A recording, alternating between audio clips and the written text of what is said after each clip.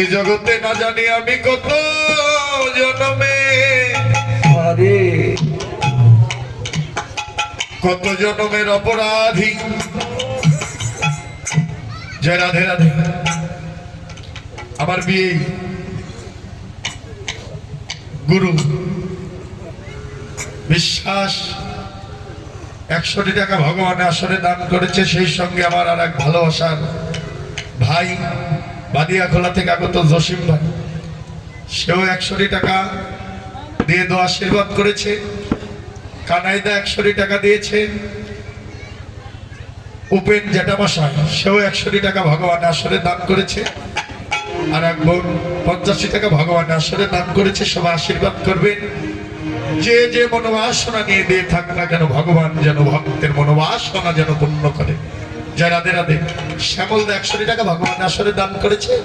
ভগবান যেন মঙ্গল করে। জয় রাধে রাধে রাধে।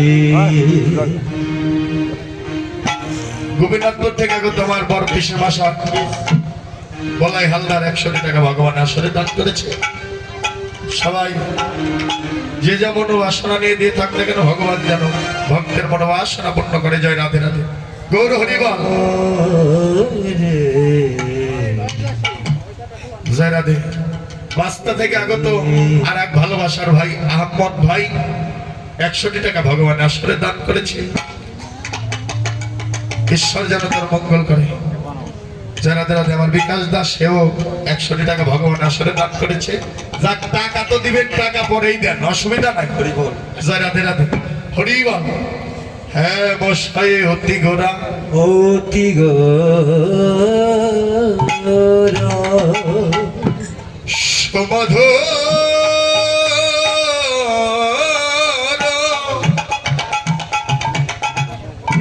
সুমধুর হাসথোরা সুমধুর গৌর হরি হরি বল হরি হরি বল হরি হরি বল। সুমধুর হাসথোরা। দাদা কিবোর্ডটা এই অপারেটর ভাই, এই লাইনটা যেন বারবার ছুটে না, এটাই কিন্তু মেন। হ্যাঁ বসয়ে হ্যাঁ বসয়ে অতি গোরা আসতে। হ্যাম শব্দের অর্থ কি ও মায়েরা? হ্যাম শব্দের অর্থ কি? হ্যাম শব্দের অর্থ হলো স্বর্ণ। এক খণ্ড যেন স্বর্ণ দেখলে। কোথায়? কোন সোনা? এ জাগতিক জগতের সোনা। আরে এ জাগতিক জগতের সোনা নয়। কোন সোনা দেখলে? সে যেন সাক্ষাৎ আমার গৌর সোনা। সে যেন গৌর উপাসনা। গৌর সোনা দর্শন করলেন। এ জাগতিক জগতের সোনা হলো প্রাকৃতিক বস্তু, আর আমার গৌর সোনা হলো অপ্রাকৃতিক বস্তু। প্রাকৃতিক বস্তুর সঙ্গে অপ্রাকৃতিক বস্তুর কোনো তুলনা হয় না, কোনো মিল হয় না। কেননা এ জাগতিক জগতের স্বর্ণ মায়েরা অঙ্গে পড়ে, তাই না? অলংকার নাকি ও মা? অলংকার না? জয় রাধে রাধে। কণ্ঠে নাসিকায় কর্ণে অলংকার পরে, সেগুলো কি অলংকার থাকে ও মা? অলংকার থাকে ও দিদি ভাই? অলংকার থাকে? অলংকার থাকে না গো, সেগুলো অহংকারে পরিণত হয়ে যায়। অহংকার হয়ে যায় কেন? কারণ স্বর্ণ তো হলো অহংকারী বস্তু। দোষটা তোমার নয়, দোষটা তোমার নয়। কেননা অহংকারী বস্তুর সঙ্গ করছো, তাই তোমার মনে অহংকার বেড়ে গেছে। সত্য না দাদু? সৎসঙ্গে স্বর্গবাস, অসৎসঙ্গে সর্বনাশ। কেউ যদি হাতে যদি রুলি পারে, ও মা কথাটি ভালো করে শুনুন, মিলিয়ে নিবে। কেউ যদি হাতে যদি রুলি পারে, দেখবেন বারবার কিন্তু এই যে হাত এমন এমন নাচাবে না, এই যে এমন এমন নাচাবে, কারণ অহংকারী বস্তুর সঙ্গ করছ। কারো যদি কণ্ঠে একটি হাত থাকে, কেউ কি রাস্তা দিয়ে ঢেকে যাবে? ঢেকে যাবে? ঢেকে যাবে না। জয় রাধে রাধে। কিন্তু বর্তমান তুলসী মালা থাকলে কিন্তু ঢেকে যায় নাকি? ও দাদু, হ্যাঁ, হাত থাকলে ঢাকে না, কিন্তু তুলসী মালা যদি কণ্ঠে থাকে, যদি কেউ দেখে, তুলসী মালা থাকলে ভালো করে গেঞ্জি শার্ট যাই বলুন না কেন, শাড়ি ভালো করে ঢেকে যায়, যাতে মালাটা না দেখা যায়।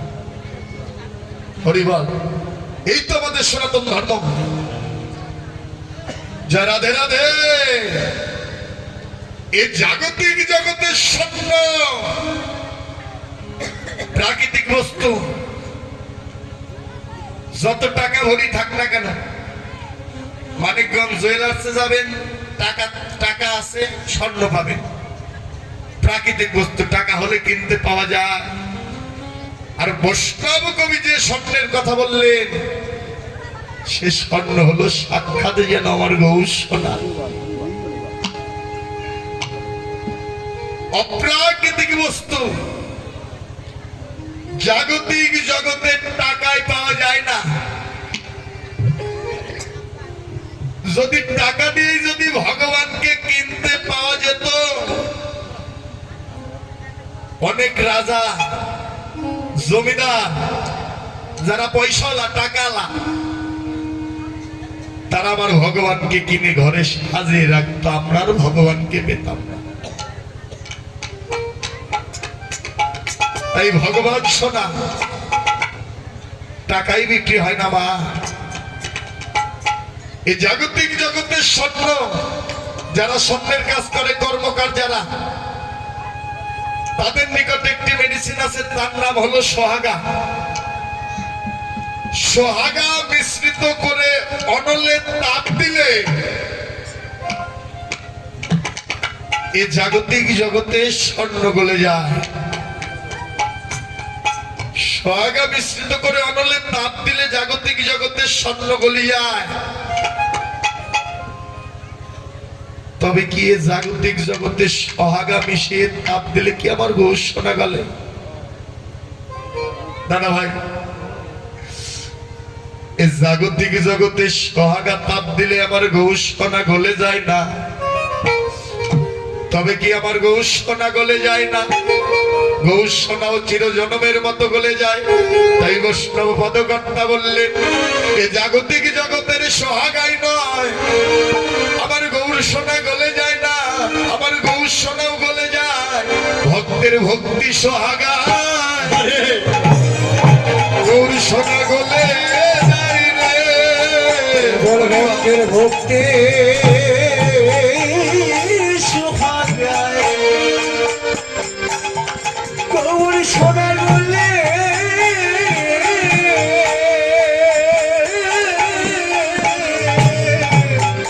গৌর সোনা গলে যায় রে।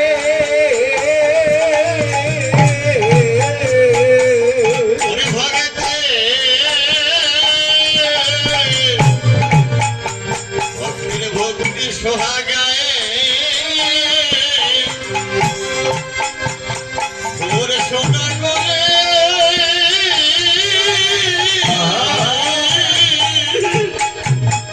গলে যাই রে।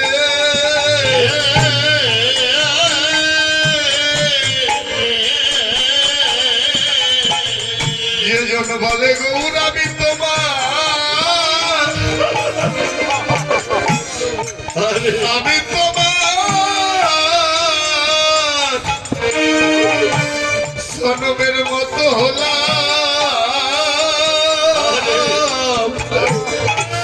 সেই ভক্তের ভক্তি সোহাগা। গৌর সোনা গলে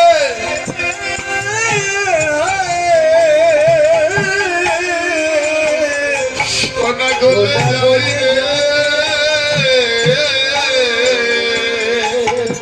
হরি বল হরি হরি বল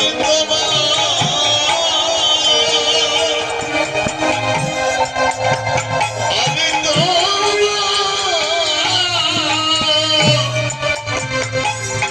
হয়ে গেল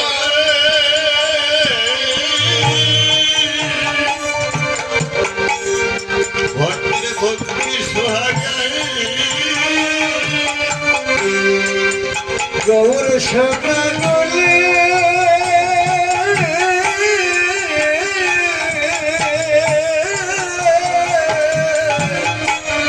গৌর সোনা গলে যাই রে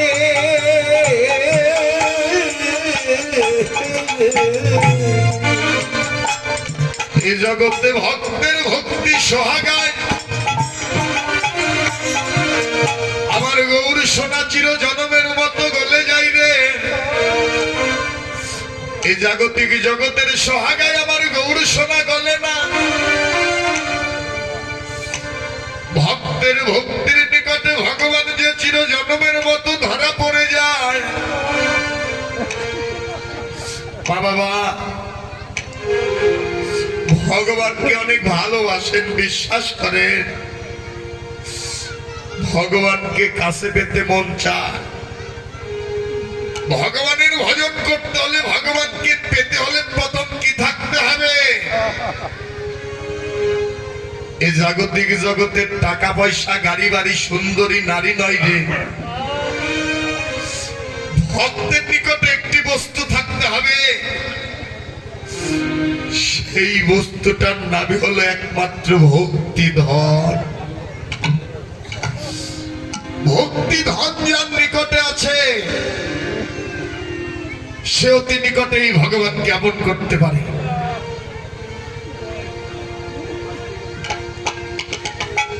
আহা, আহা।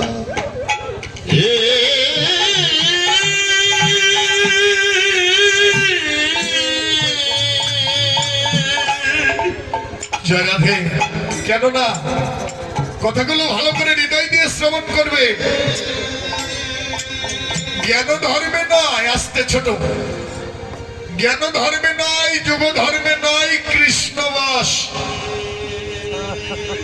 কৃষ্ণবাস কেবল হেতু ভক্তের প্রেম ভক্তি রস কি সুন্দর কথা জ্ঞান ধর্মে নয় আমি অনেক জ্ঞানী হবে না যোগ ধর্মে নয় আমি যোগী হবে না জ্ঞান ধর্মে নয় যোগ ধর্মে নয় কৃষ্ণবাস কৃষ্ণবাস কেবল হেতু ভক্তের প্রেম ভক্তি রস প্রেম ভক্তি রস আত্মনিবেদন করে যে জন ডাকার মতো ডাকতে পারে ভগবান চির জন্মের মতো হয়ে যায় তার বশ প্রেম ভক্তি রসের তিনটি বস্তু আত্মনিবেদন করে যে জন ডাকার মতো ডাকতে পারে গো ভগবান চির জন্মের মতো যেন তার বশ হয়ে যায় ভক্তি বিনা যে হবে না তার একটি বাস্তব প্রমাণ মা বাবা রাজা দুর্যোধনের স্ত্রী ভগবানকে সেবা দিবে ভগবানের সেবার আয়োজন করলেন 56 ব্যঞ্জন দিয়ে ভগবানকে সেবা দিবে ভগবানের ভোগ লাগাবে ভগবানকে নিমন্ত্রণ করলে ভগবান এসেছে ভালো আয়োজন করেছে কোনো কিছু কমতি রাখেনি রাজা মানুষ তো সব দিয়েছে থরে থরে সাজিয়ে দিয়েছে ভগবান আমার আসন গ্রহণ করেছে বসেছে নিবেদনও করেছে ভগবান যখন বদনে তুলবে তখন ভগবানের নয়নে জল কেন জল ভগবান মনে মনে ভাবনা করে, কোনো কিছু কমতি রাখেনি, কিন্তু এই একটি বস্তুর অভাব, সে হলো ভক্তি ধনের অভাব।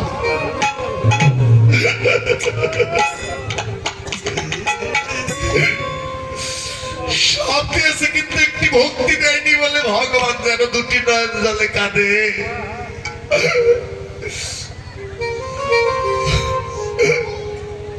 কোনো কিছু কমতে রাখিনি মা, কথাটি ভালো করে শুনে যাও।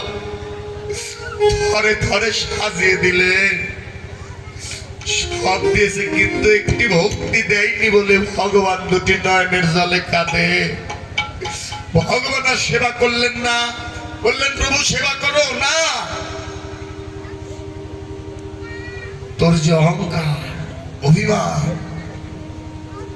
এই দেহ রাজ্যে তো শুধু রাজ্যে নয়, রাজা মানুষ তেমনিতে অহংকার অভিমান, শুধু রাজ্যে নয়, তোর এই দেহ রাজ্য যে বড় অহংকার। ভগবান সেবা করলেন না। মা বাবা, ভগবান টাকার পাগল না, গাড়ির পাগল না, বাড়ির পাগল না।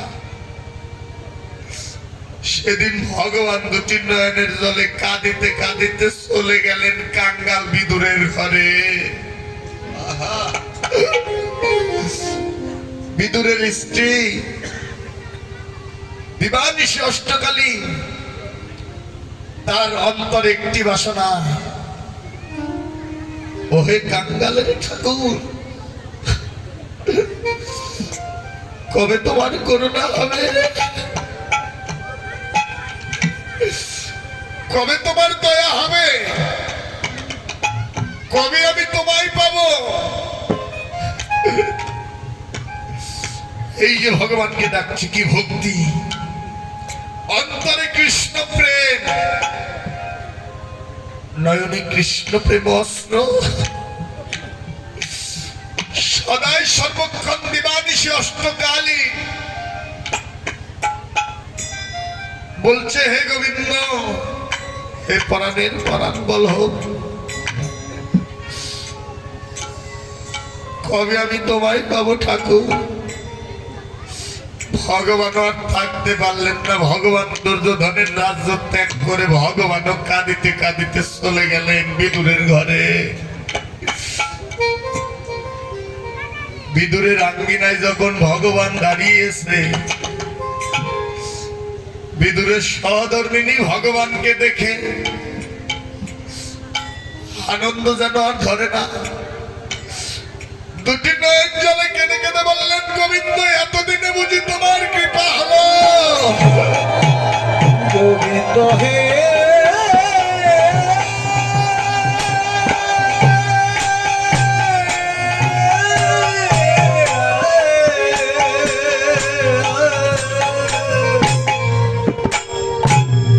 গোবিন্দ হে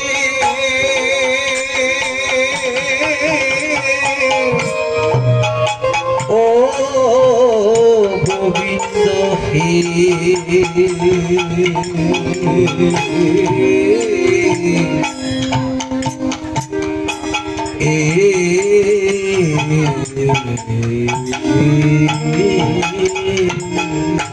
জয় রাধে। এতদিনে বুঝি গোবিন্দ তোমার কৃপা হলো। অমলদা, এই আসরে বাস্তব একটি কথা বলে যাই আস্তে। এই যে আঙ্গিনায় সাধুগুরু, অজস্র সাধুগুরু বৈষ্ণবের আগমন, এ সাহবা কিন্তু একজন হবেন নয় ভাই। হরিবল হরিবল, একদিনের না। আরে হরিবল হরিবল, ডাকতে ডাকতে আজ ঠাকুরের কৃপা দয়া করুণা হয়েছে। এ সাহবা কিন্তু এক জন্মের না, কোটি জন্মের থাকলে ভাগ্য বিষয় ছেড়ে হয় বৈরাগ্য। এই ভাগ্য কি এ জগতে সকলেরই হয়? পূর্বজন্মের স্বীকৃতি ফলে আস এ আঙ্গিনায় সাধুগুরু বৈষ্ণবের আগমন, সত্য বৈষ্ণবের আগমন, ভক্তের আগমন। কত গুরু গোসাই এসেছে, জন্ম জন্মান্তরের স্বীকৃতি না থাকলে বাবা হয় না। তাই একদিনে ডাকলে আমার ঠাকুরের কৃপা হয় না, ডাকতে ডাকতে নাম করতে করতে একদিন নামের নামককে তুমি খুঁজে পাবে। তাই আজ বিদুরের সহধর্মিনী ভগবানকে দেখে আনন্দ যেন আর ধরে না। প্রভু গো, ও প্রভু, এতদিনে বুঝি তোমার কৃপা হলো। আরে ভক্তি, আরে প্রেম, নয়নের জল, কোনো কিছুরই কমতি নাই। মা বাবা, ভগবান হলেন চতুরের শিরোমণি, তাই না? ভগবান তো চতুরের শিরোমণি, কিন্তু একটা কথা বলে যায়, যারা আমার ভগবানের অনুরাগী ভক্ত তারাও কিন্তু চতুর কম নয় বাবা। চতুর হও, সেই চতুরটা যেন আমার কৃষ্ণ নামের চতুর। এই জাগতিক জগতের চতুর হয়েও না, এই জাগতিক জগতের চতুর হলে তাড়াতাড়ি হয়ে যাবে ফতুর। চতুর যদি হতে চাও, গুরু গোবিন্দের চতুর হও, ঠাকুরের প্রেমের চতুর হও। ভগবানের রসের বদন কেমন যেন শুকিয়ে গেছে গো, সবাই তো আর বুঝতে পারে না। ভক্ত যারা এই জগতে জানে তারা। বিদুরের স্ত্রী ভগবানের চরণে আছাড় খেয়ে পড়ে গেলেন। ভগবানের বদন পানে তাকিয়ে দেখে ভগবানের বদন কেমন যেন শুকিয়ে গেছে। তখন ভগবানের নয়নে নয়ন দিয়ে দুটি নয়ন জলে কেঁদে কেঁদে বললেন, হে গোবিন্দ, পরাণের পরাণ বলো। গোবিন্দ, তুমি সেবা করো নি ঠাকুর, তোমার রসের বদন এত সুন্দর কেন আস? তোমার রসের বদন এত মলিন কেন? বিদুরের সহধর্মিনী চলে গেলেন ঘরের ভিতরে। কথাটি ভালো করে লক্ষ্য করো মা। ঘরের ভিতরে গিয়ে দেখে ভগবানকে সেবা দিবে দেবার মতো, ভগবানকে যে সেবা দেবে দেবার মতো কোনো বস্তুই নাই ঘরে। ভগবানকে যে সেবা দিবে দেবার মতো কিছু নাই। দুটি নয়ন জলে কাঁদে আর বলে, ঠাকুর, এই জগতে তুমি এমনই কাঙ্গাল করেছো, আজ তোমায় যে সেবা দেব দেবার মতো কিছু নাই। ঘরের ভিতরে খুঁজে কোনো বস্তুই পায় না। হাতাতে হাতাতে দেখ একটা পাকা কলা ঘরের ভিতরে, একটা পাকা কলা। পাকা কলাখানা ভগবানের সামনে যখন এনেছে, ভগবানের বদনে বদন দিয়ে যেন কলা ছুলছে। জয় রাধে। কলা ছুলতে ছুলতে কলার মূল অংশটা যেন মাটিতে পড়ে যায়, হাতে থাকে যেন খুশা। ভক্তের নয়নের দলার ভক্তি দেখে ভগবান কলা নয়, ওই কলার খুশাই যেন মহানন্দে যেন সেবা করে।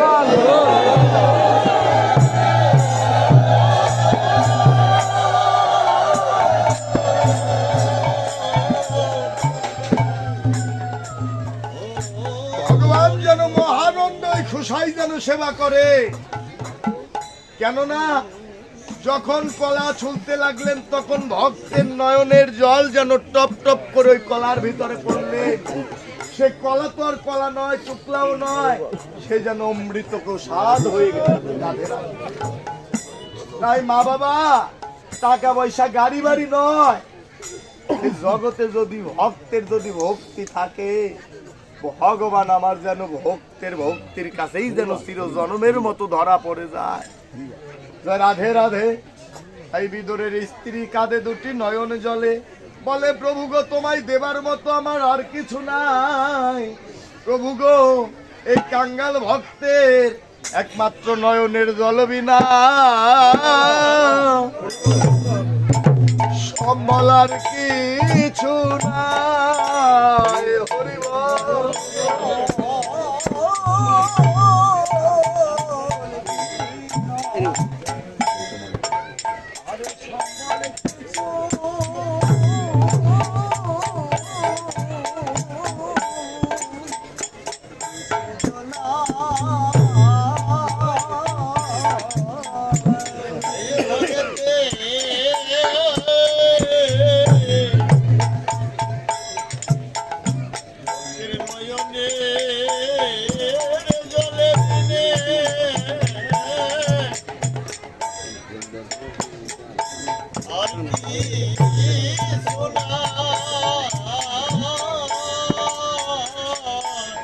গোবিন্দ হে, এই ভক্তের নয়নের জল বিনা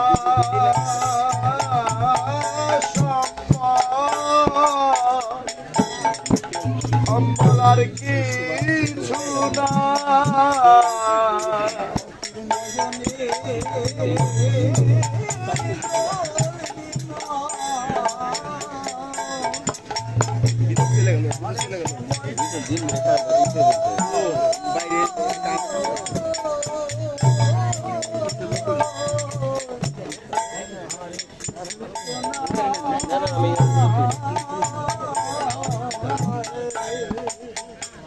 প্রভু গো, কাঙ্গালের গোফোটা নয়ন তুমি কেড়ে নিও না। হরিবল, হরি হরিবল।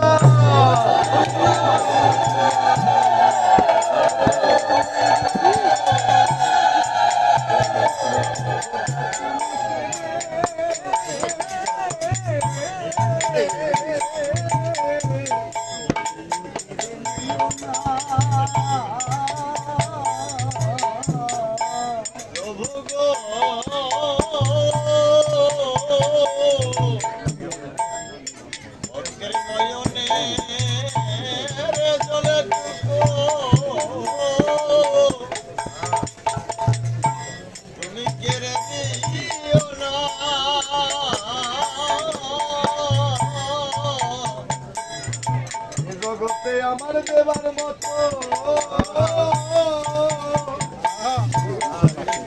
আমার দেবার মতো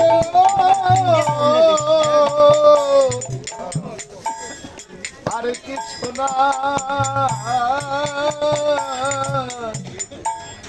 ভক্তের দুঃখটা নয়নের জল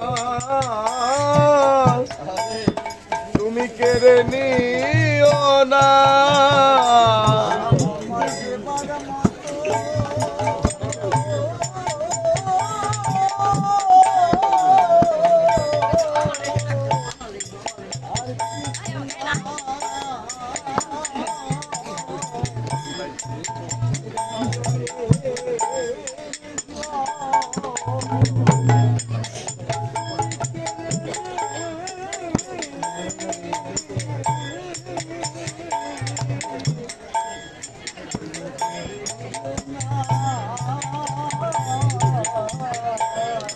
তোমায় দেবার মতো আমার আর কিছু নাই।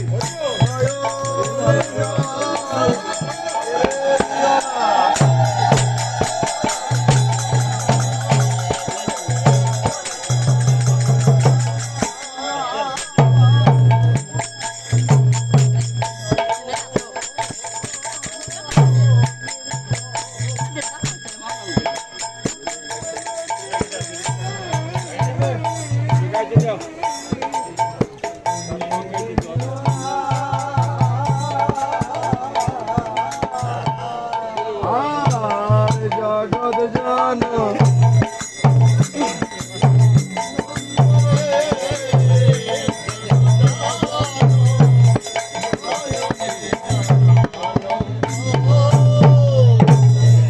জয় রাধে। ওরে প্রীতি মোরতি কিয়ে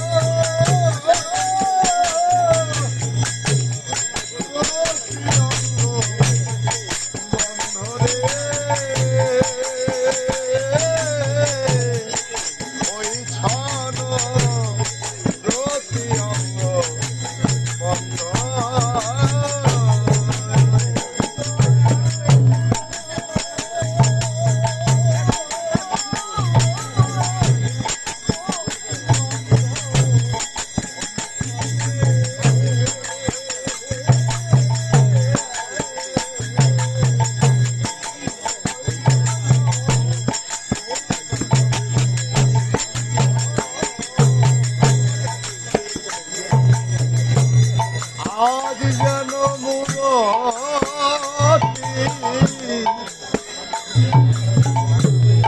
ধরেছে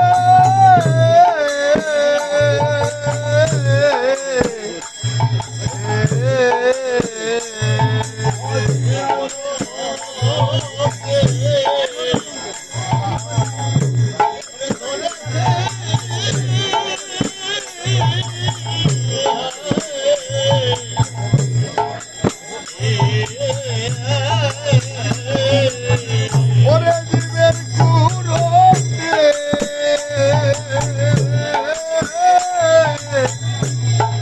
না